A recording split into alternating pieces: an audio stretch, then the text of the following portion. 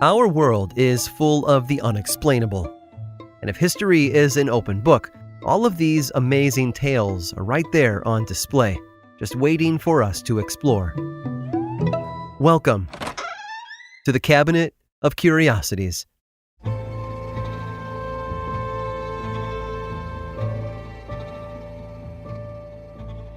As the old saying goes, give a man a fish and he'll eat for a day.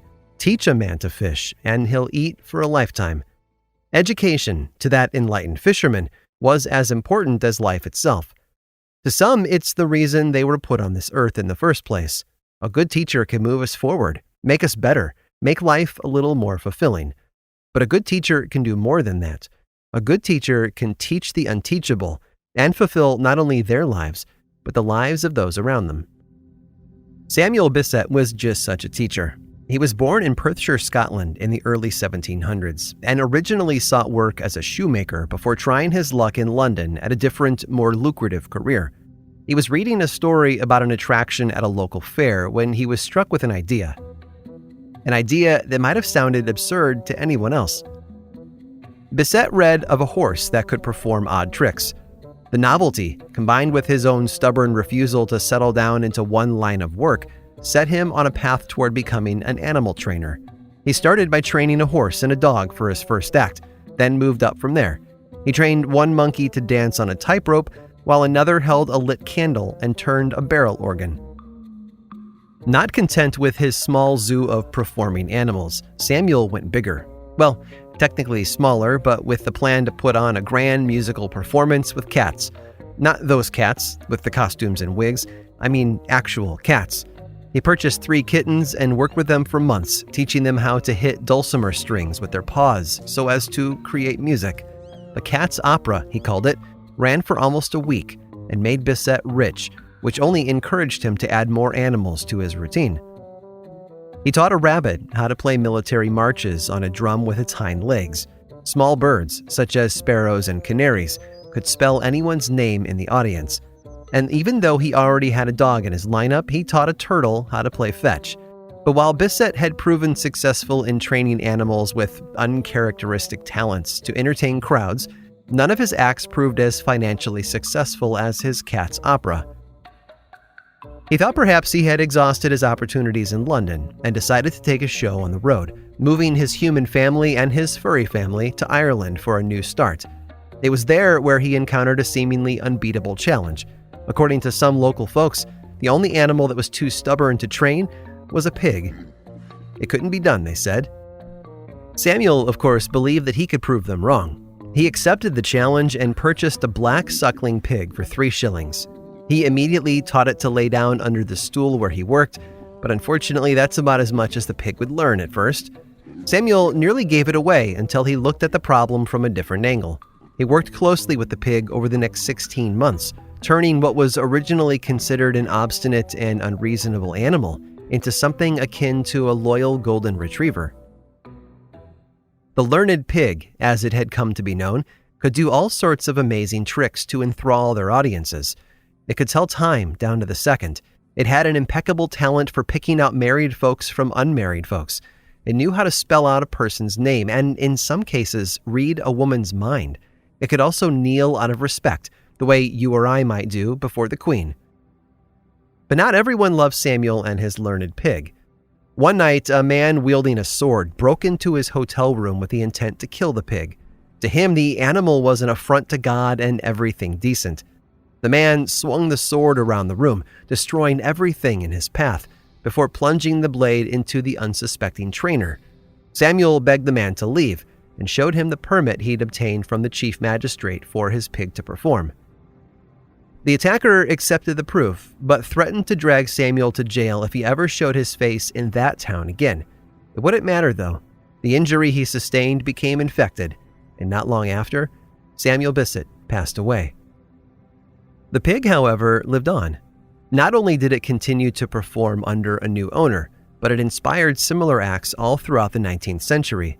The image of an educated pig even became a common way for cartoonists to illustrate the greed of the rich and the debaucherous nature of celebrities and politicians. In a way, the learned pig became something all of us today might recognize, one of the first and longest-lasting memes in history.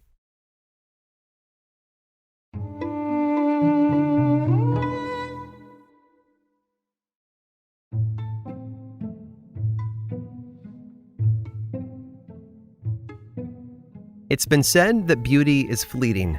This is often interpreted as meaning our good looks won't last as we age. What once was beautiful will eventually wither. But there's another meaning, a deeper one, that something is beautiful not because it lasts, but because it's temporary. We have it only for a short time and therefore should cherish it, because one day it will all be gone. People, animals, flowers, all have limited time on this planet and are therefore beautiful. Maybe that's what Anna Ivanovna, the Empress of Russia, had in mind when she ordered the construction of a new palace in St. Petersburg. Her forces had just defeated the Ottomans in a war that spanned 4 years, and Empress Anna wanted to do something big to celebrate. A party would not last long enough, and a statue would be too small. She needed a true monument to her success, built in order to honor their victory and the scores of soldiers lost on the battlefield. She hired renowned architect Peter Uropkin to design the impromptu castle. Uropkin had been responsible for redesigning St. Petersburg after the death of Peter the Great, as well as palaces for chancellors and princes all over the country. If you were building a grand structure in Russia, Peter Uropkin was the man with the plan. The palace was designed to be over 65 feet tall and 164 feet wide. The giant bricks the builders used, though, weren't held together with mortar. Instead, George Croft, who was overseeing the construction, put his scientific background to the test and instructed workers to use plain water as a binding agent. An odd choice for something as massive as a palace, but a wise decision in the end. When completed, the palace featured a lush garden with trees and wildlife such as birds. An elephant was brought in to entertain guests. Sculptures of all kinds adorned the walls, as well as artillery similar to that used during the war. Elaborate furniture pieces filled each room, and a tall wooden fence was erected around the perimeter of the building to keep commoners out, naturally.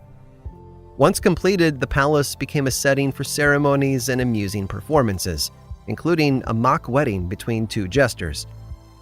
You see, years earlier, Empress Anna had taken offense at the marriage between a prince and a Catholic woman. After his new wife passed away, the prince was forced to become a jester for the empress. As the party began, Empress Anna chose one of her poor servants to become the prince's new bride, someone she knew the prince would find unattractive. The reluctant couple rode atop that elephant, both of them dressed as clowns, while a menagerie of creatures and circus performers trailed behind them. After the wedding, they were stripped of their clothing and tossed into a freezing honeymoon suite with nothing to keep them warm but their own body heat, and a sheepskin coat the servant had bartered with one of the guards. Books about the palace were published almost 100 years later, with films hitting screens a century after that. The unique and charming castle had captured the imaginations of everyone who heard about it. If only Empress Anna had lived long enough to enjoy it more. She passed away 1 year after construction was completed, leaving behind her glorious creation for all to enjoy. Until the following summer, that is. You see, there was one problem with the structure. Something the architect or the builders couldn't have fixed regardless of the level of their engineering that went into its construction. It couldn't handle the heat. By the following fall, Empress Anna's palace had disappeared entirely. It had melted. You see, the palace was never intended to exist beyond Russia's famous winter. The sculptures, the furniture, the trees, the birds, and even that elephant, all had been carved out of ice. I hope you've enjoyed today's guided tour of the Cabinet of Curiosities. Subscribe for free on Apple Podcasts or learn more about the show by visiting curiositiespodcast.com. This show was created by me, Aaron Mahnke, in partnership with How Stuff Works. I make another award-winning show called Lore, which is a podcast, book series, and television show, and you can learn all about it over at theworldoflore.com. And until next time, stay curious.